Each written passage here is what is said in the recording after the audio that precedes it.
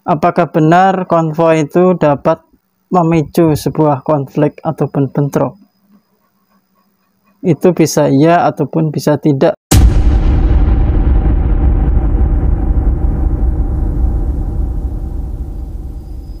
Assalamualaikum warahmatullahi wabarakatuh. Ketemu lagi di channel YouTube Kang Suparman. Salam persaudaraan, salam pencaksilat Indonesia. Buat sedulur-sedulur yang belum subscribe dulu ya, agar tidak ketinggalan di video-video terbaru dari Kang Suparman. Buat sedulur-sedulurku yang sudah subscribe, saya ucapkan terima kasih. Alhamdulillah kita ketemu lagi di video kali ini lur. Mudah-mudahan buat sedulur-sedulurku yang menonton video ini selalu diberi kesehatan, dimudahkan rezeki dan segala urusannya oleh Allah Subhanahu wa Ta'ala. Amin.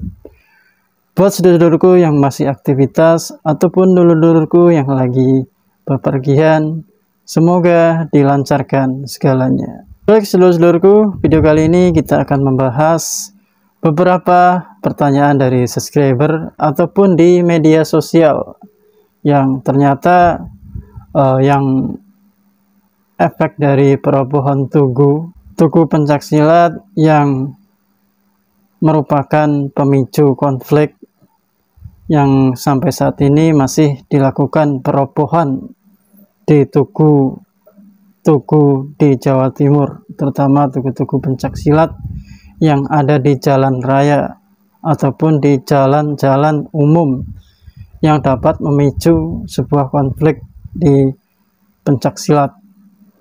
Ternyata sebenarnya menurut saya, mohon maaf jika salah, mohon dikoreksi di kolom komentar.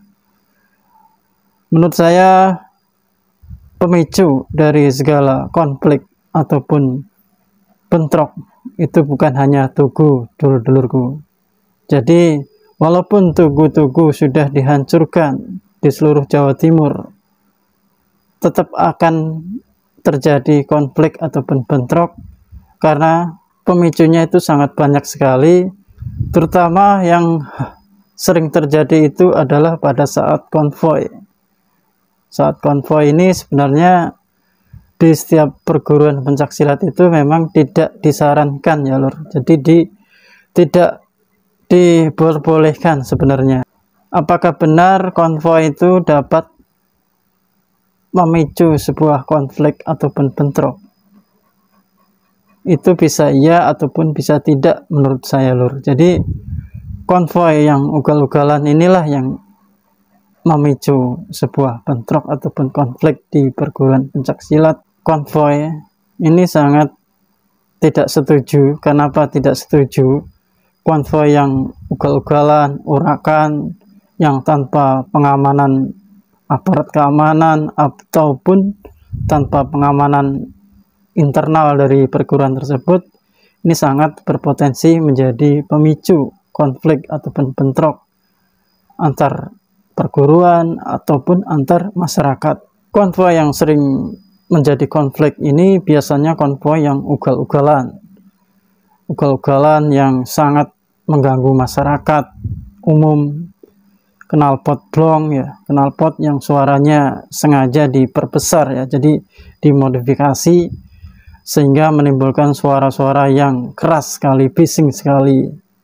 Dan player-player ditambah player-player di tempat umum, ditambah juga suara-suara provokasi pada saat konvoi. Ini sangat rawan sekali terjadi konflik. Pada saat konvoi ini menimbulkan ataupun mengeluarkan suara-suara yang provokatif sehingga dapat memancing sebuah konflik ataupun bentrok antara perguruan ataupun masyarakat di sekitar.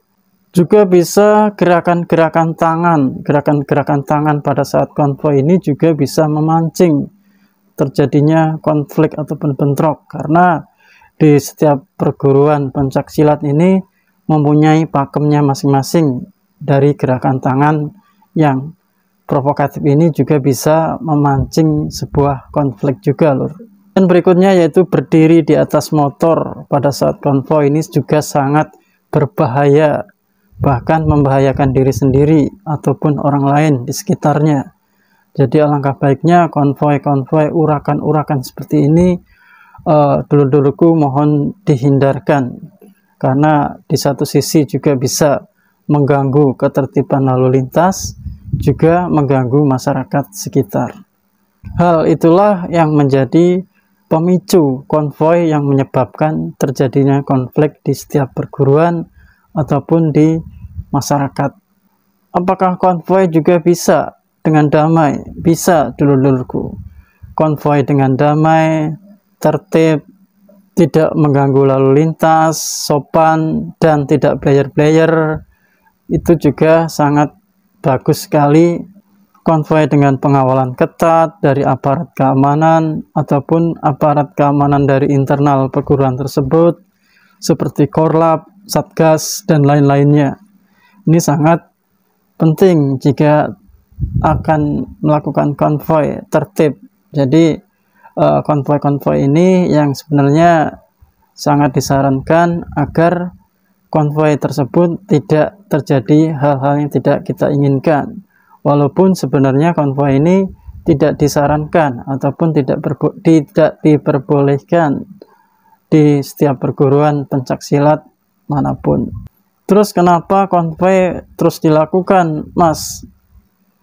Kenapa konvoi selalu ada? Ya, ini terjadi secara spontan, Lur. Biasanya kan di setiap acara ini pulangnya bersama-sama, di setiap acara pencaksilat manapun itu pasti sama, karena pada saat selesai acara otomatis sedulur-sedulur ini pulang bersama-sama. Jadi seolah-olah ini adalah konvoi, sebenarnya ini adalah pulang bersama-sama, bebarengan. Jadi inilah yang sebenarnya menjadi pertanyaan di seluruh media sosial. Kenapa selalu diadakan konvoi? Ya sebenarnya tidak ada agenda konvoi, dulur-dulur. Ya mungkin menurut saya karena spontan. Jadi pada saat selesai acara pulang bersama dengan satu arah ataupun yang lainnya. Ya inilah yang perlu PR besar buat perguruan silat manapun. Setelah acara itu memang harus ada pengawalan ketat. Jadi pada saat pulang bersama-sama ini ada pengawalan khusus dari internal perguruan tersebut agar konvoi ataupun pulang bersama-sama ini tidak menimbulkan keributan ataupun konflik. Kalau kita berbicara pemicu sebuah konflik, ini sebenarnya banyak sekali, Lur. Jadi bukan hanya konvoi saja, bisa juga tugu, ya, bisa juga tugu, banner yang disobek itu juga bisa menjadi pemicu.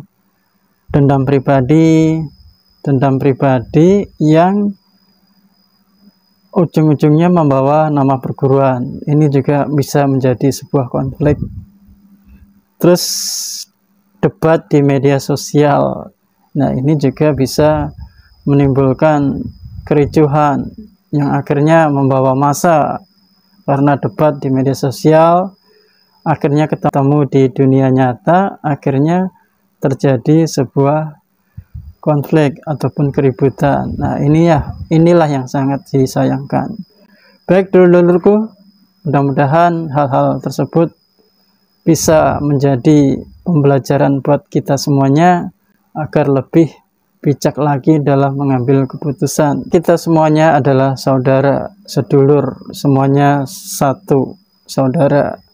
Jadi di setiap perguruan itu tidak ada yang mengajarkan kejelekan, semuanya hanyalah provokator yang menyebabkan sebuah konflik di setiap perguruan. Baik Lur, mungkin itu aja. Mohon maaf jika ada kekurangan kata ataupun kesalahan kata. Mohon ditambahkan di kolom komentar. Sekian, Assalamualaikum warahmatullahi wabarakatuh.